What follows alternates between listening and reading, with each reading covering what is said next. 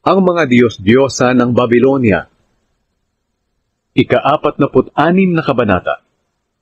Ang mga Diyos-Diyosa ng Babylonia na sina Bel at Nebo ay nakahiga habang ikinakarga sa mga karwahe na hinihila ng mga asno. Mabibigat sila, karga ng mga pagod na hayop.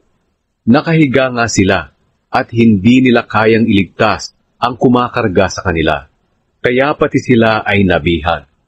Makinig kayo sa akin, mga lahi ni Jacob, kayong mga natirang mga mamamayan ng Israel. Inalagaan ko kayo mula nang kayo'y ipinanganak. Aalagaan ko kayo hanggang sa tumanda at pumuti ang inyong buhok.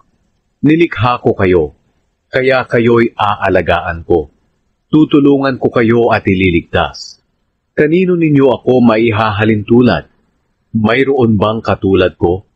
Ang ibang mga tao ay naglalabas ng kanilang ginto o pilak at inuupahan nila ang platero para iyon ay gawing ribulto at pagkatapos ay kanilang luluhuran at sasambahin.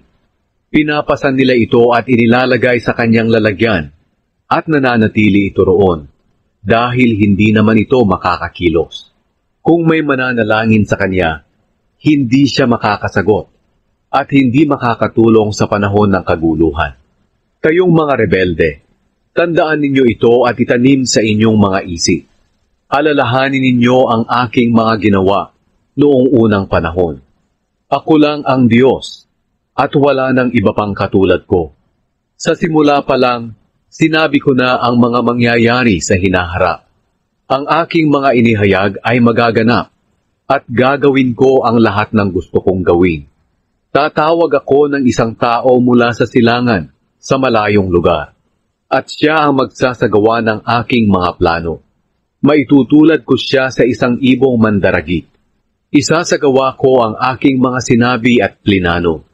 Makinig kayo sa akin, kayong matitigas ang ulo. Hindi ninyo mararanasan ang tagumpay at katuwiran. Hindi na magtatagal, ibibigay ko na ang tagumpay at katuwiran sa Jerusalem. Malapit ko na itong iligtas. Pararangalan ko ang Israel.